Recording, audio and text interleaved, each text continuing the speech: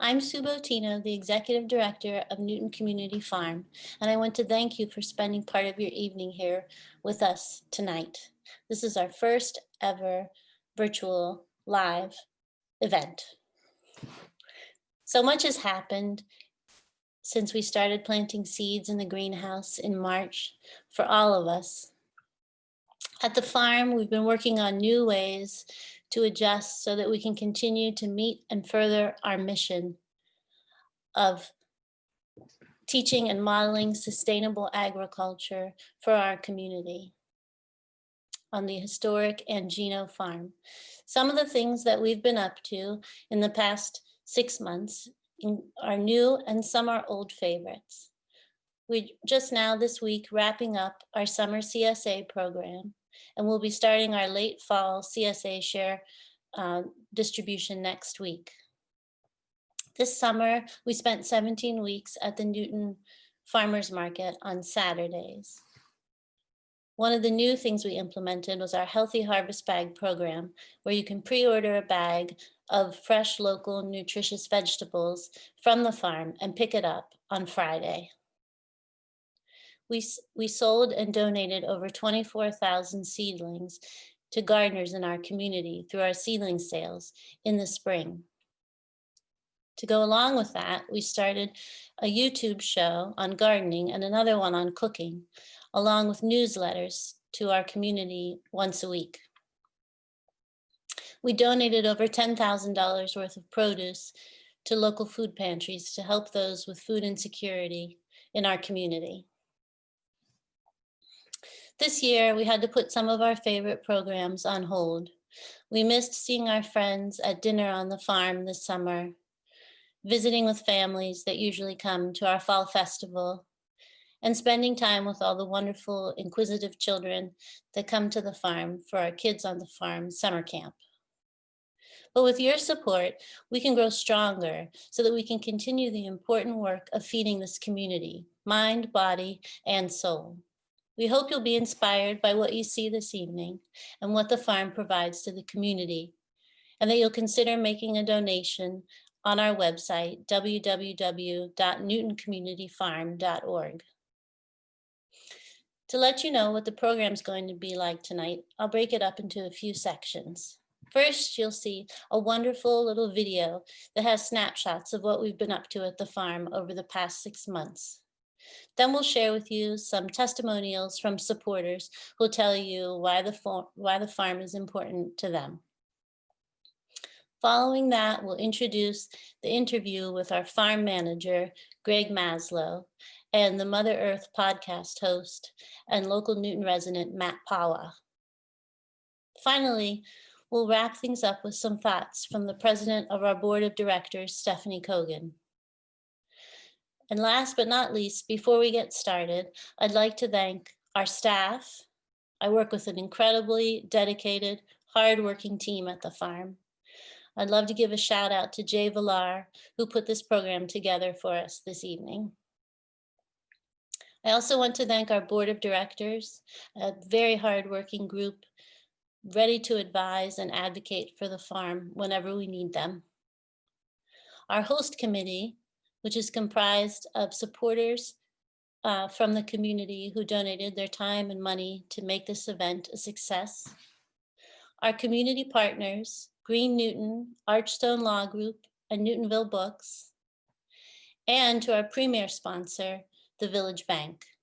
And thanks to all of you for taking the time to be with us this evening. We hope you'll enjoy the program.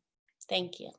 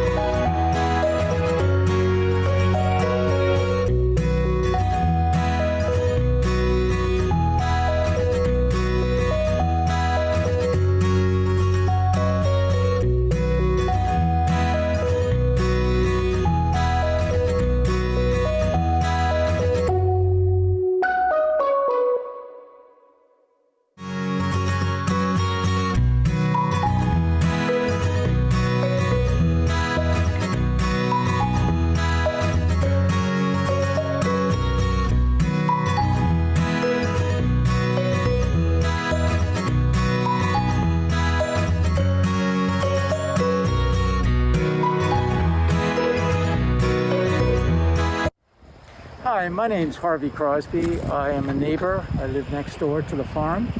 And the farm is such a wonderful neighbor for several reasons. Probably, to my mind, the most important thing, especially because we're living during this COVID epidemic, we're all cooking from home.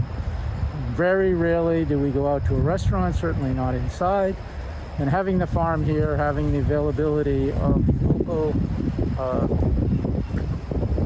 produce and the people is just a wonderful thing. We really appreciate them, and I hope that everyone will take advantage and support the Newton Community Farm. Thanks very much. Hi, my name is Rebecca Leiter. I've been a member of the Newton Community Farm for 15 years, ever since the city of Newton bought the small corner plot of land from the Angino family.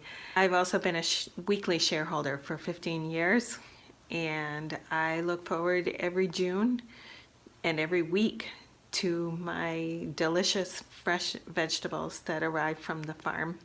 I support CSA, Community Supported Agriculture, as an addition and an alternative to large agribusiness. I support the community farm. Hi, Michal. Can you tell me what you like to pick at the Newton Community Farm? I like to pick the tomatoes. What color are the tomatoes when you pick them? The cherry tomatoes. Oh, the cherry tomatoes. When we go between the rows and pick the cherry tomatoes. Could we do that this year? Remember the dog? I remember the dog. Yeah. That's a fun farm dog. I love that. What are you holding, Michal? A leek? No. What are you holding? A leek. Uh-huh. What are you holding, Noah? A tomato. Is it yummy? I see you're not just holding it. Hi, I'm Carol Bard. I'm a neighbor of the community farm. I live at Ledgebrook, and we are very privileged to be part of this community and to support it. And it's been wonderful to watch them grow their vegetables and in their organization in terms of outreach to the community and the city. And we're just thrilled to have it here and to be part of it. Hi, my name is Molly. My name is Theo. And mine is Hannah. We love the Newton Community Farm. We love that it provides delicious local food for our community. It also teaches our kids where food comes from and how to grow and cook food. Theo, what's your favorite food at the farm? Carrots. And why do you like the carrots so much? Because they're fresher.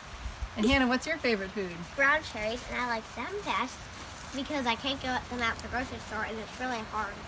I mean, tricky to grow them in our house. Well, we really miss several of the farm events this year, like Farm Camp, as well as the Fall Festival. We really enjoy picking up our CSA because we really love to see who, guys? We love to see Boy. He's so Hi, my name is Marietta, and I'm privileged to be on the board of both Ledgebrook Condominium Trust, next door neighbor to the farm, and also to be on the board of Newton Community Farm. My husband and I support Newton Community Farm because it is our walk during these turbulent times when we look at the beautiful, neat rows of vegetables growing in the sunlight. And we thank Farmer Greg and we thank the farm for offering some calm in these very difficult times. The farm is important to me because not only does it supply delicious, nutritious food to CSA members, the farm stand, the farmers market, and the food pantry, but it also has become a hub of education for children as young as 3 through high school and adults who take a variety of classes. It all instills in us a connection to the land and a vision of empowerment and sustainability. The farm represents hope. My name is Nicole Tarasenko, and I was an intern at Newton Community Farm in 2020. One of the things I learned here during my education was how to grow plants and the different diseases that they could get. Small local farming is important because of the access that you can get from locally grown food. people should support the work of Newton Community Farm because it helps our local economy. Hi, my name is Greg Reedon and I'm president of the Newton-Needham Regional Chamber, and I love this farm. It's such an important oasis and resource for our community. Coming here on a weekly basis to pick up my share is really one of those moments where I just cherish what we have here and the specialness right in the middle of all our businesses and all the economic things we go on. We have this farm that thrives and grows and exists in Newton, and it's really a great asset for all of us, and we are so lucky to have it and to be part of it.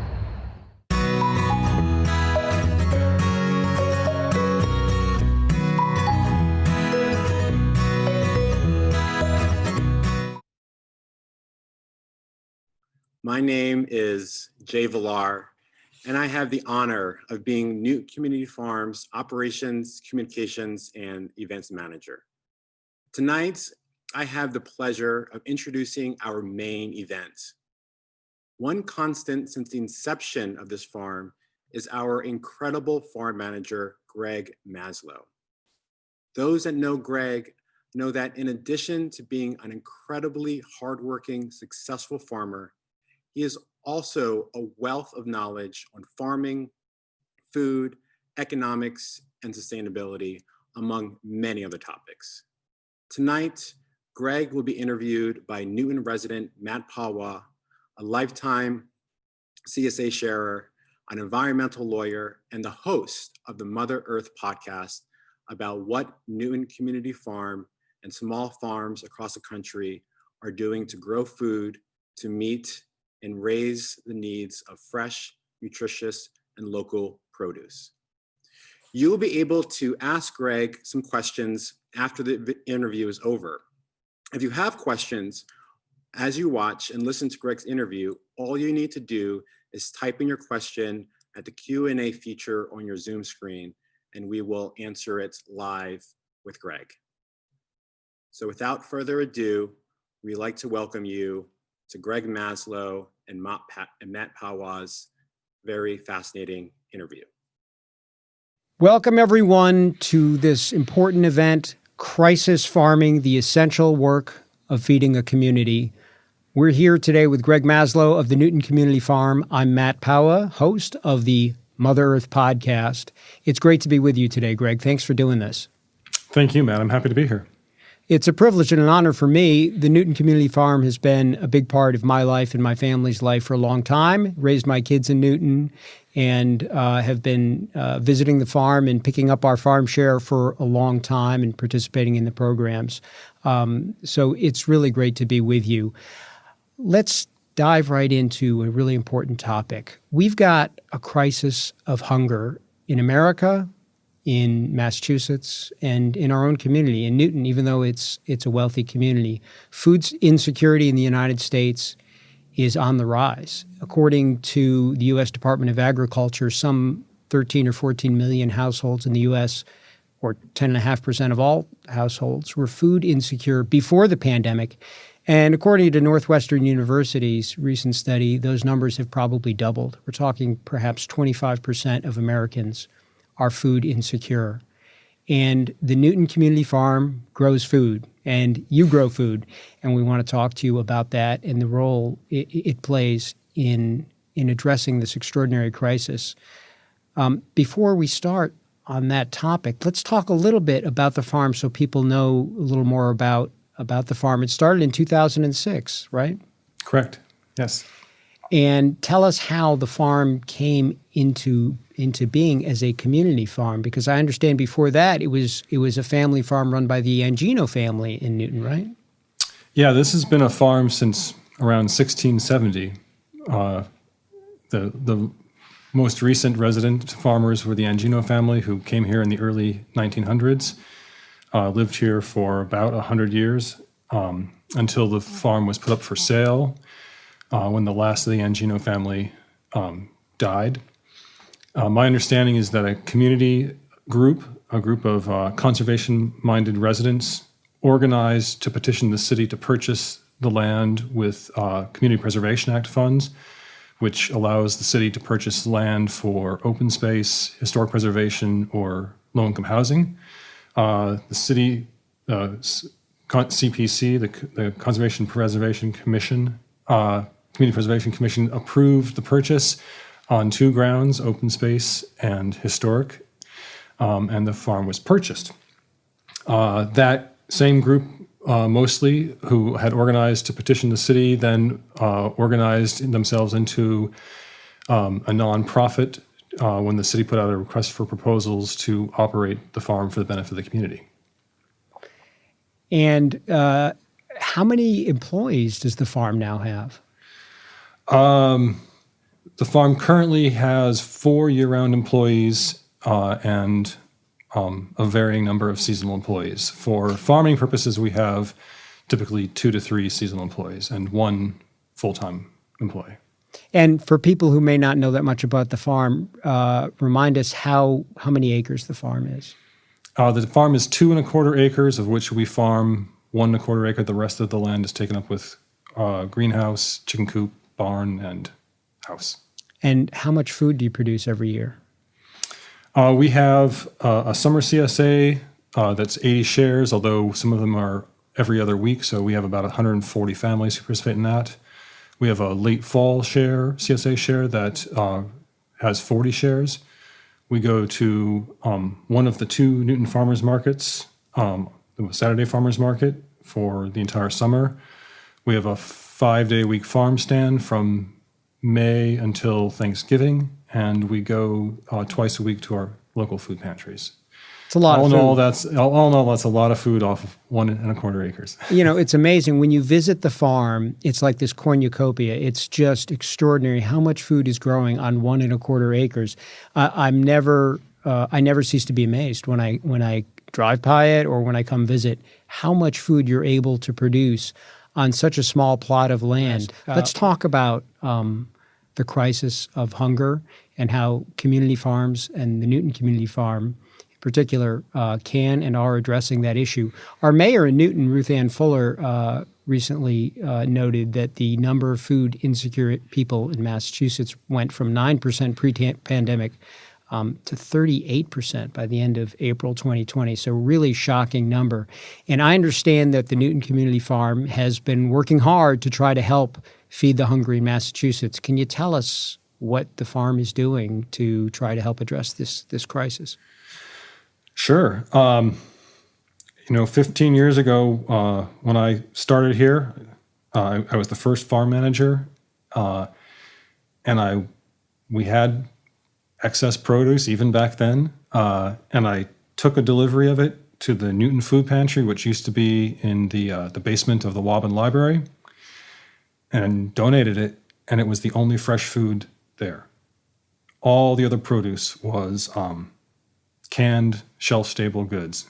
And it was really heartbreaking to see. And so we have continued to deliver to the Newton Food Pantry every Wednesday for the last 15 years during our farming season, because I have felt so strongly that we needed to be giving a portion of what we grow to people in need.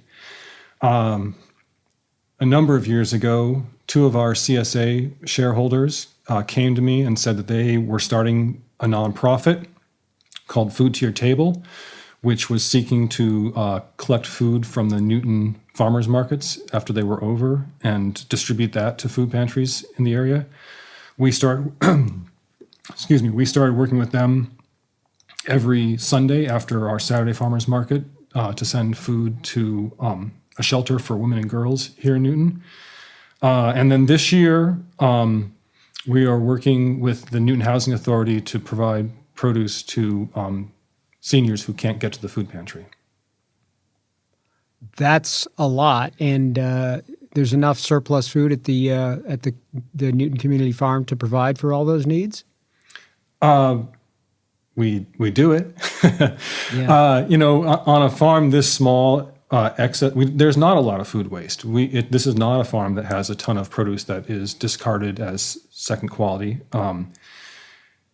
And so we are choosing to donate produce rather than sell it. I mean, some of it is produce that, at the end of our farming week, it won't hold till Tuesday in good shape. And so we want to have it in someone's kitchen before it's limp and not prime quality anymore. But we also, like the Newton Food Pantry, that's on Wednesday, and it happens Wednesday morning before. We've only had one day of farmers market, no CSA distributions yet, no farmers market yet. So the majority of that produce, we are harvesting first quality produce to donate to the food pantry. That's beautiful, and that's really important. The Newton Food Pantry, and again, Newton is a fairly wealthy community. The Newton Food Pantry has seen a over 400% increase in families who participate in picking up food from the pantry, and I understand that you've distributed over 28,000, or the pantry has distributed over 28,000 bags of groceries this year through October. So that's a lot of groceries to a lot of families. Yes. And talk to us a little bit about the health implications of being able to provide that kind of fresh organic produce as opposed to canned food to people in need. I mean, I'm not a nutritionist and I'm not a physician, but I do strongly believe in that great old adage, you are what you eat, I believe that it's really, really hard to be a healthy person when you don't feed your body healthy foods. This is one of my core beliefs about organics. There's a lot in organics that doesn't speak to me. The main message of organics that does speak to me is feed the soil, not the plants. You need healthy, rich soil so that you have healthy, rich plants, so that you have healthy, rich animals and people who eat them. It's a chain, and it starts at the soil and works its way through. It's a virtuous cycle. So what does Newton Community Farm do to enrich the soil and keep the soil healthy? We don't compost so much anymore because our soil nutrient and organic levels are extremely high at this point. We do test soil every year, which I use more as a longitudinal tracking device to see what our trends are. But we fertilize using a certified organic fertilizer from a chicken farm in upstate New York. So our food is being fertilized with composted chicken manure as opposed to, say, a conventional fertilizer. We grow cover crops on 80% of our field every winter to protect the soil from erosion and to enrich it with natural nitrogen from the atmosphere and organic matter when we plow it in. And I made probably a pretty crazy decision 15 years ago to forego a rototiller or a plow. We do all of our soil preparation using what's called a spading machine. And I chose that machine specifically because of the way it works the soil. It's the closest mimic to like hand digging a bed. It's very, very slow, but it's much, much less damaging to the field and the soil than pretty much any other kind of tillage that we could have chosen. How does it work? Does it slice a row down into the soil? If you think a plow inverts the soil, so a plow runs 18 inches, maybe 2 feet deep, right, and it flips the soil upside down. And so everything that was on the bottom is now on the top, and everything on the top was on the bottom, which has some really profound advantages for farming. The big disadvantage is that it takes that deep layer of soil where there's almost no life and puts it on top where you're going to put a plant. And it puts all the living soil that the plant wants to be in, and it buries it beyond the root zone of the plants.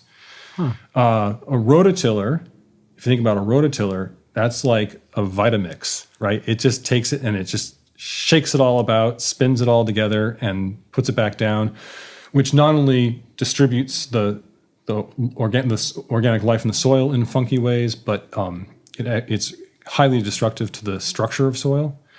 So what the spading machine does, it's 4 paddles that dive into the soil, take a scoop of soil, lift it straight up, it hits a plate at the top that shatters it, and it drops back down. So there's no inversion, right? The top's not going to the bottom and bottom to the top. There's no pulverizing action like a rototiller has.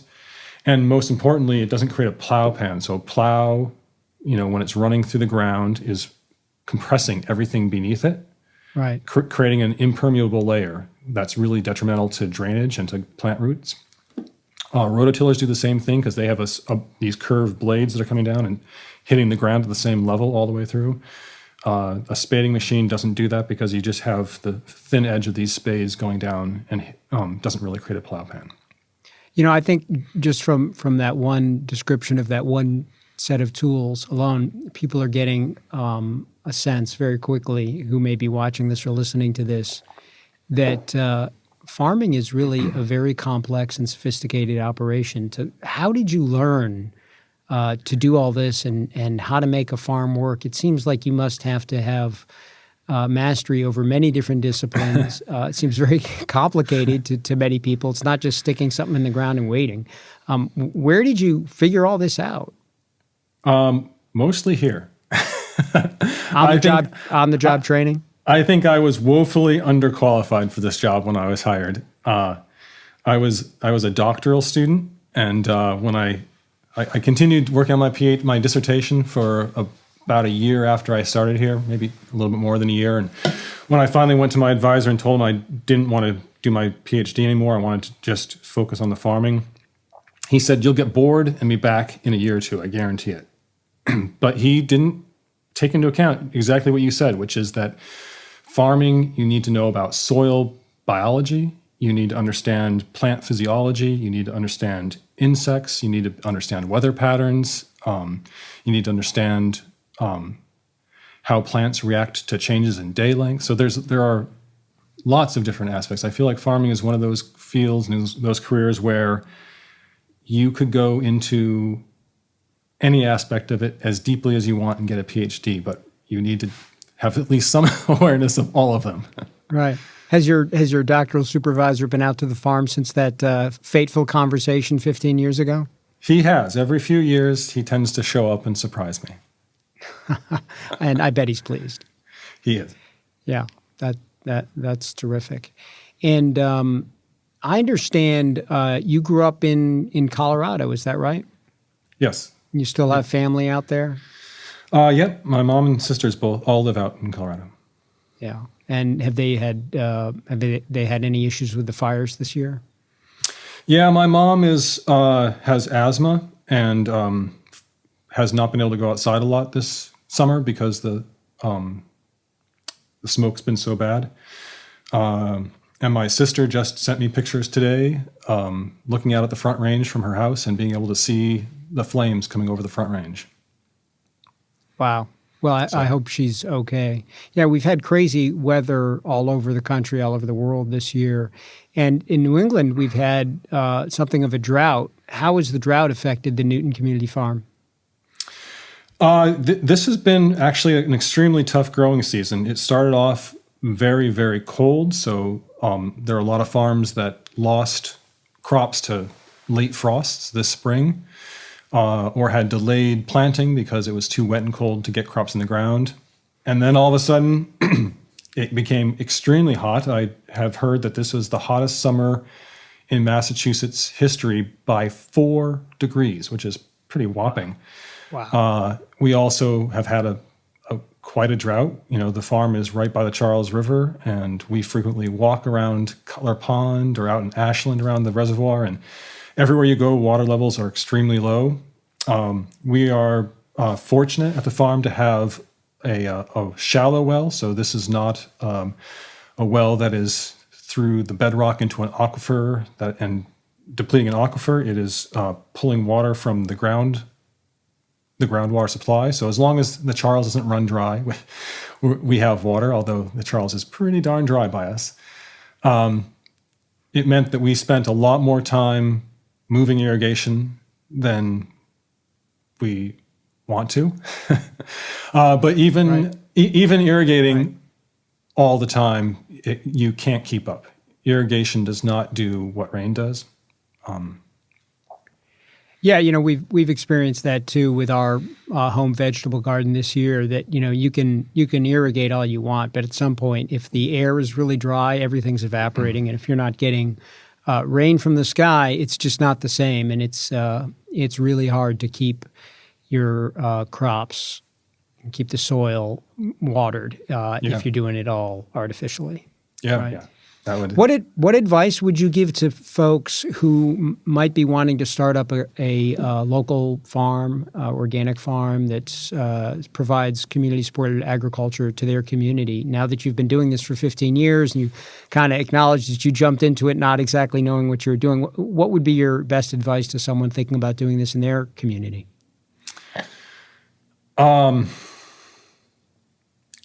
Oh, there's so many things to talk to them about. I think that, the biggest challenge is access to land, right? Like we have a crisis in food partly because farmers can't afford land anymore. If you can find a piece of land and you can preserve it against development and keep it as a farm, you should absolutely do it, because once something's plowed or paved and built on, there's no going back. I think that we need a lot more activism around simply controlling development, because, ironically, farmland is the perfect land for development because it tends to be flat and well drained and no bedrock to blast. And then what's left over, if you want to put a farm in, is the marginal lands that aren't really meant for farming anyway. So, interesting, yeah. And the Newton Community Farm was slated for development when some citizens swooped in and advocated that the city purchase this land and set it aside, right? I don't know. I wasn't a Newton resident at that time, but my suspicion is that this property, if it hadn't been purchased by the city, would have been either condominiums or a couple of mansions. Yeah. So I moved to Newton about 4 years before the farm got going. So I moved in 2001. My memory is that it was going to be condominiums. Folks saw this as the last working farm in the Newton area and came up with the idea. And the city has purchased it, right, and leases it to the community farm. Is that right? So it's actually city-owned property? This is owned by the city, yes. Right. So, that's a model that people could adopt in other places is, using open space funds, encouraging their municipality or their county government to purchase a piece of property that may be slated for development but would be good agricultural land or may already be good agricultural land, and then set it aside, and then it can be leased to a nonprofit organization, right? The Newton Community Farm's a nonprofit, I take it. Correct, yes. Yeah. So, that's, legally not a bad model. The city buys it, sets it aside, uses open space funds. Most cities have that funding, and then leases it to a nonprofit, and then finds someone like you who's willing to dedicate his life to backbreaking toil. The farm has been very creative in developing lots of different kinds of programs. In fact, you even have your own YouTube channel now. Is that right? We actually have had a YouTube channel for quite a while. And tell folks what kinds of things they can find on the YouTube channel. We have a cooking program. We have a gardening program. Previously, we had a CSA share who was I don't know what you'd call him, I guess a director or producer for GBH, who would interview our incoming assistant farm managers, and so people could get to know them. We have a video on season extension that was just used by the National Resource Conservation Service at a program they did on urban agriculture. Lot of stuff on there. And you had your seedling sale this year, and I understand the seedling sale sold out in like a week. It was set aside for a month, and you sold something like 24,000 seedlings. The seedling sale was something of a shocker to us all. It's always been an extremely popular event. This year, because of COVID, it went online. And the way our phones are set up, the phones for the farm run through my house. So every time someone calls the farm, it rings in my house. And the morning that the seedling sale started, my phone was ringing and ringing and ringing and ringing and ringing because our computer system actually was crashing because there were so many people trying to purchase seedlings. Wow. And did you grow those seedlings yourself from seeds? We grow All the seedlings from seed, with the exception of the perennial herbs, we buy starts plugs of perennial herbs from an organic greenhouse in Maryland, and then we grow those out. But everything else, so 95% of what we sell, we're growing from seed. Right. And that huge demand this year for the seedlings, I take it, must have been attributable to the coronavirus crisis, because the coronavirus crisis started in March, and you started your seedling sale in April? May. The sales in May. Right. Yeah, I think that with Corona, with the lockdown, I think there were multiple things happening. One, people wanting something to do, having more time on their hands, so wanting to garden, and also people wanting a safe food supply. And even CSAs cannot be as safe in a pandemic as the food you grow yourself. Right. Yeah. Absolutely. Yeah, we've had great crops this year, and it's been a real joy and a real pleasure to have our own little backyard garden. And the kale, we can't keep up with it. We're starting to freeze it. It's just like I need like a scythe or something to harvest the kale. And I cut it down, and 3 days later, these gigantic leaves are back again. Our tomatoes did real well, so that was a real joy. Newton Community Farm has become such an important part of the community, and not just Newton, but surrounding communities. People come from nearby towns, maybe towns that are a little less fortunate than Newton, and it's become a real cornerstone of the community. And it's, again, I just keep coming back. It's 2 acres, and only whatever 1.5 of which are actually farmed. It's just incredible what you've done with that small plot of land. So congratulations on that. I hope this fundraiser that we're having, that this is part of, is a huge success. My wife Elise and I made a donation. We're encouraging other people to donate. And I'm going to say right now on the air to people, donate. The Newton Community Farm needs your support. There's a lot of people in Newton who I know can afford to make donations, because I've been hearing about all their donations to various Senate candidates and to presidential campaign. We're not going to get too political here. In fact, we're not going to get political at all. But anyway, I know there's people out there who can afford to make a donation to the farm. This is an important part of our community. So I hope you'll join me and others at this important event on October 20th and in the days leading up to it in making donations. Greg, what can we leave people with here? You're 15 years into this unexpected turn in your career. You've raised your family now on this small plot of land. You've turned it into a cornucopia of food. You're helping to feed the hungry during this extraordinary time of crisis. What would you like to leave people with? I think that one of my proudest achievements from the farm has actually been the students I've interacted with, who have, we have high school interns. We've had high school interns for at least 13 years, maybe 14 years. Martha Schwartz was our very first intern. She's now getting her PhD in mathematical linguistics at UC Berkeley. Wow. But wow. we have other high school kids who have gone into land management. We have one intern who is now back in this area, who had gone off and gotten a degree in agriculture and gone to New York City and was working in the produce fields in New York City. We have kids who went to Cornell Ag. So it's not that they all have become farmers. I don't think any of them have actually become farmers, but a lot of them have become, have been influenced by their time at the farm and carry that desire to engage their community and the world in a healthy and healing way into their lives. And I think that's a pretty amazing thing that this farm is, diffusing its message and its seeds around the country. Oh, that's absolutely beautiful. Yeah, you're engaged in an occupation that's been going on now for thousands of years, and a critical part of it is handing down the knowledge from generation to generation. And you mentioned the people who've been teaching you, who are still teaching you and mentoring you, and helping you learn how to develop that relationship with the land that leads to growing beautiful food.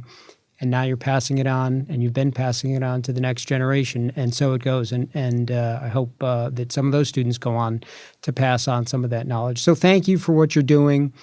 This is a great event. You have persevered creatively through a very challenging season, like many other people, whether it's been the heat, the drought, or of course the coronavirus. And anyone out there listening should not only support the farm, but should support their local food pantry to help feed people during this particular time. So great to be with you, Greg. I'm honored and privileged. And at some point after the 20th, after you air this, we're gonna put this up on the Mother Earth podcast and make an episode out of it. Thank you, Matt. I appreciate it, and had a very fun time talking to you.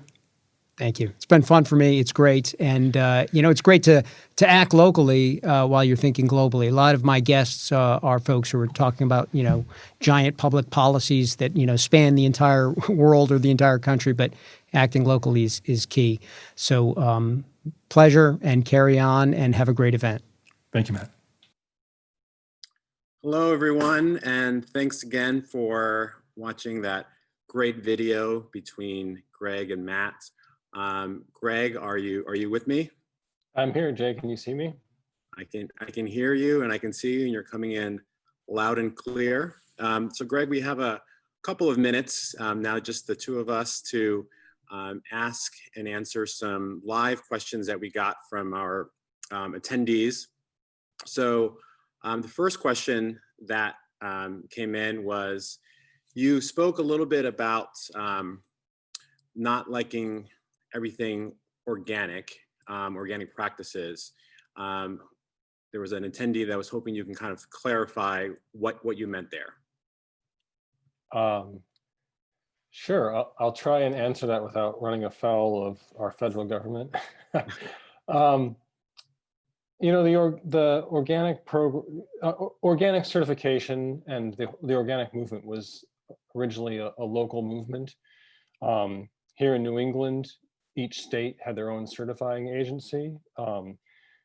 And in 2002, the USDA decided to take over organic certification and make it uniform nationwide, under the argument that having a bunch of different agencies around the country certifying organic who all had slightly different regulations was confusing to consumers. And so having a nationwide uniform organic standard would help consumers really understand what organics is. And so they took it over.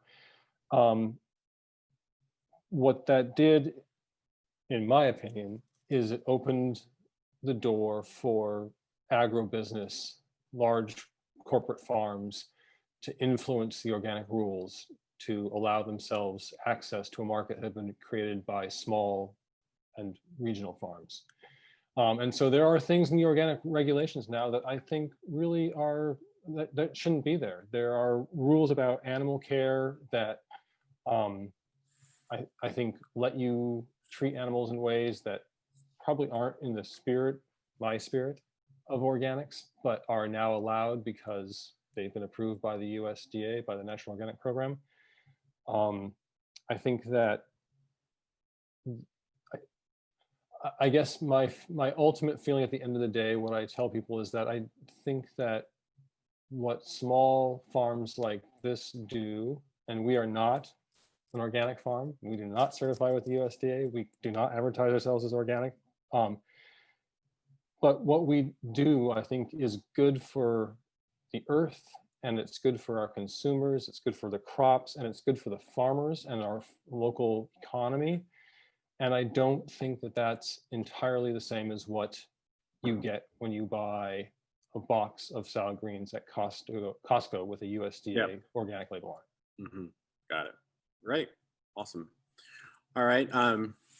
So another viewer wanted to know about our partnerships and relationships with other farms, and want to know how much produce at our farm stand, farmers market, and CSA are from other farms. Sure. So as you heard in my interview with Matt, we are 2¼ acres, of which about 1¼ is plowed and planted.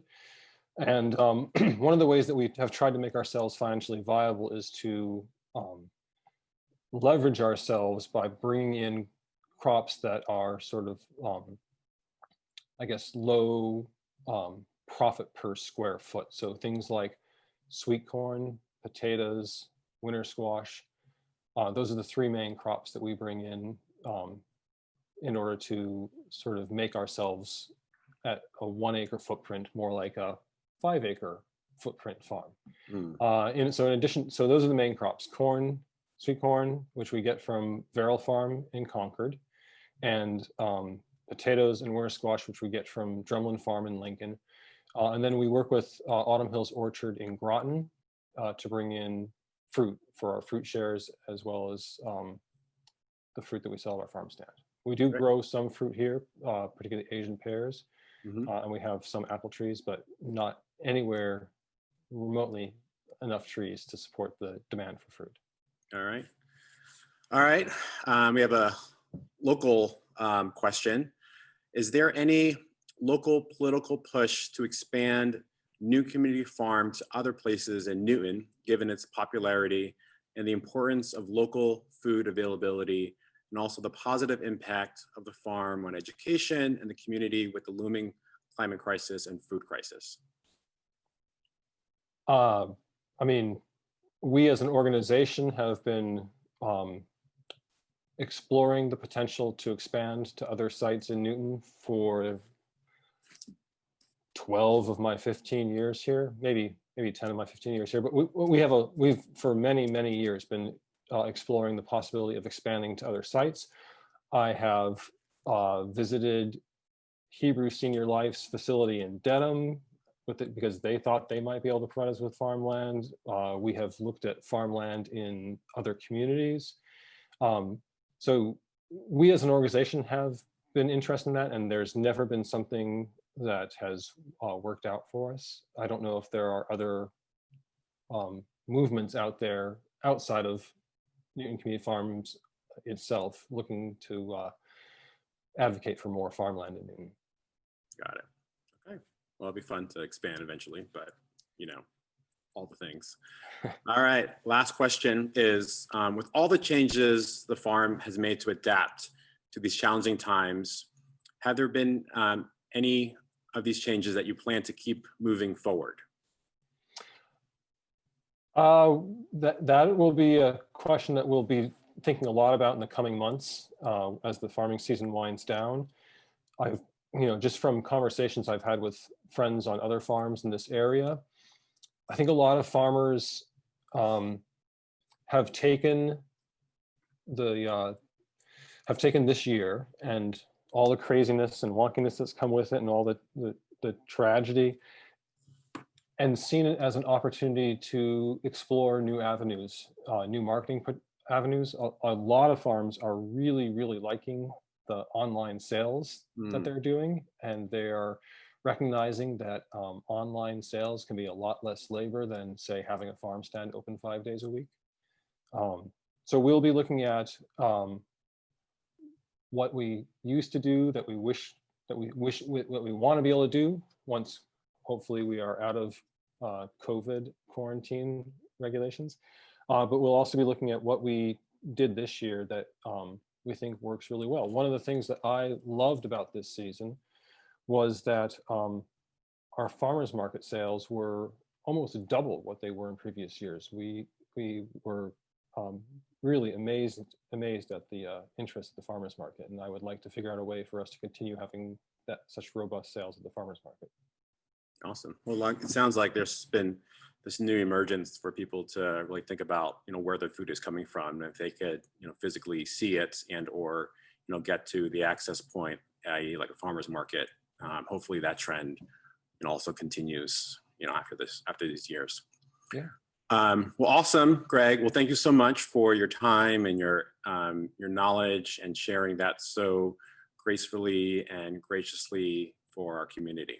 So thank you so much. You're welcome, Jay. Thank you to everyone in the audience. Okay, so thank you, Greg. And now I have the honor to introduce a special guest to our program, Stephanie Hogan.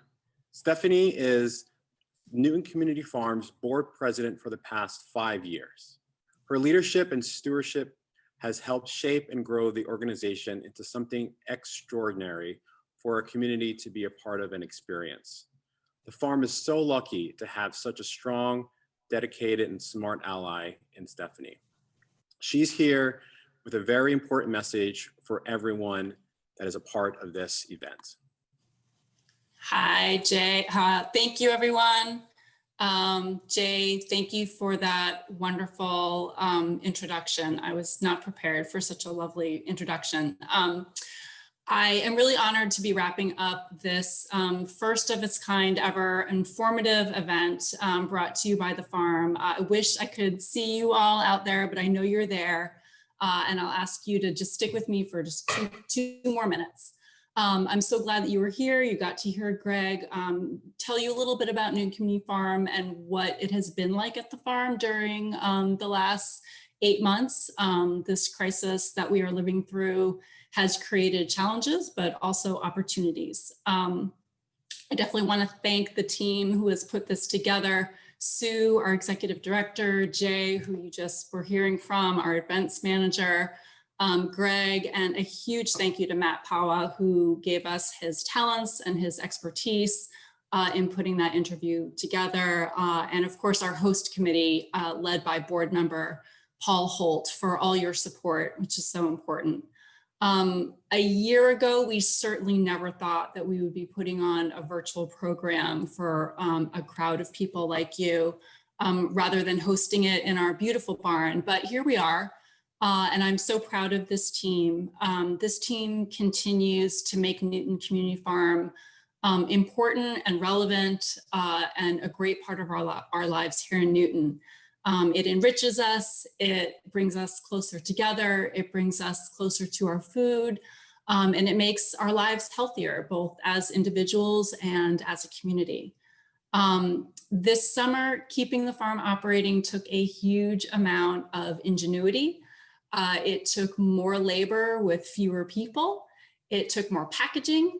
And it took a lot of time to come up with new ways to do absolutely everything that we do, from putting our seedling sale online to selling and packaging individual bags of produce rather than being at the farmer's market. And it was not exactly the financial model that we had planned, for sure, but it has been a triumph of will and of hard work. Newton Community Farm is a strong organization, and you heard a little bit about how it got started. A group of citizens led by the Newton Conservators made it evident that this community really wanted and needed a farm. That strong support was there at the beginning. It has always had that support, and the farm really needs your support now. If next summer you want to buy our produce, you want to see children at the farm, at camp, if you want to take a cooking or a gardening class, if you want to enjoy dinner on the farm or an outdoor concert, or even just get your hands dirty working in the fields, the farm needs your support. And if you're able, please make a gift. Go to our website, newtoncommunityfarm.org. And make a gift. Our goal for this event was $20,000. It's a big goal, but as of 7:30 tonight, we were halfway there, which was really incredible. The outpouring of support from the community is great. I know that you've all heard people through this pandemic saying that one thing that's happened during this time is that they have come to realize what are the things in their life that are really important to them. And I hope that Newton Community Farm is one of those things that you've realized is a very important part of your life. So that's it. Thank you so much for joining us tonight. We hope to see you back at the farm next year, dig in and shopping and buying and cooking and eating. So thank you so much and have a great rest of your evening. Good night.